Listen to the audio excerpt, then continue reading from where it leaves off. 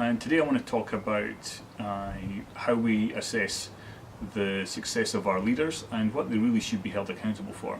But we get, as people are rising up through the ranks of an organisation or several organisations, that they are first and foremost judged on their ability to achieve at an operational level. We get that. Because why? Because that's the role they're in. They're in an operational role and they have operational key performance indicators that they need to meet. Get that. But when the people are ultimately promoted and then they have to head off teams, then they stop becoming operationally focused and they should be becoming people focused because they're effectively leaders. But yet in business we still track their success based on the operation. And leaders of organisations, that should not be the case because they have other people in the organisation that are held accountable for those operational successes. So what should a leader be held accountable for? Well, we believe there's 6 areas.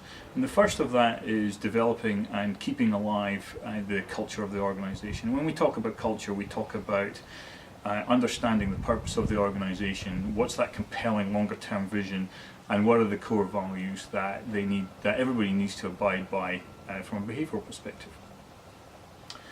We also then think that leaders should be accountable for team wellness, and what we mean by team wellness is the ability of the team to come together in one cohesive unit, be able to make critical decisions, be able to deal with conflict and debate within the team to come to those decisions. We also believe that the leader needs to understand the why that drives every team member, and when they understand that, then they'll understand what motivates those team members and actually probably better position them within the organisation. Leaders need to be accountable for team development, because if you can't develop the individuals within the team and improve their capability, you will never ever improve the capability of the organisation. We believe as well that leaders must have a growth mindset. You know, they need to be reading, they need to be gathering the latest information, they need to be networking with people that understand things that they don't understand, and so that they can pick up trends around their industry that may impact directly on the ability of the company to fulfill its vision and its strategic goals. They also need to be accountable for the strategic direction of the organisation. So that strategic direction of the organisation needs to be aligned with the vision longer term, but also needs to take into consideration what they're learning, whether it's from books or from the networks around them that we talked about just previously there, and taking that into consideration so that the strategy is always sound and is fluid enough to react to what's going on in the marketplace but still bring them forward towards the vision.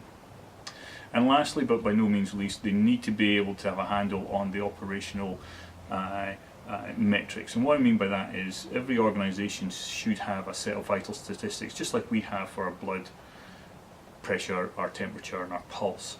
Businesses have, well, a business should always have the equivalent type metrics, and the leader should always be over them and making sure that they're reaching those things so that the organisation's healthy. So that's the 6 areas that we think leaders should be held accountable for to make them successful, and also then to make the organisation successful too. Thank you for watching.